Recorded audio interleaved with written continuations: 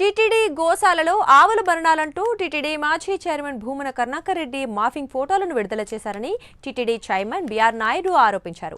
Bhumana TTD chairman గా అక్రమాలకు పాల్పడ్డారని, ఆయన కమిషన్ల చైర్మన్ అని విమర్శించారు.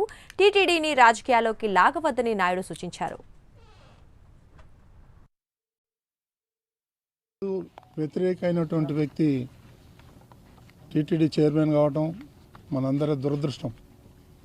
ఎందుకంటే ఆయన వేసే అన్ని వేషాలే, ఒరిజినల్ వ్యక్తి కాదు, హిందువు కాదు. ఆయన పిల్లలు ఏ సాంప్రదాయం ప్రకారం పెళ్ళిళ్ళు చేశాడు మనం అందరూ చూసాం.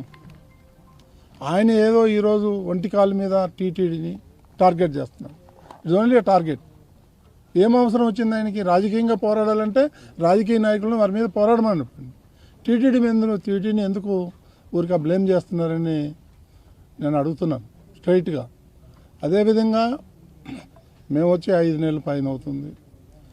ఏ ఐటెం తీసుకున్నా దాంట్లో స్కామ్. ఇది ఉంది ఇది లేదని కాదు, ప్రతిదీ ఐటెం, ప్రతిదీ కమిషన్ తీసుకున్నాడు. పోతా 1600 కోట్ల రూపాయలు ఈ ఇంజనీరింగ్ వర్క్స్కి ఇచ్చేళ్ళాడు.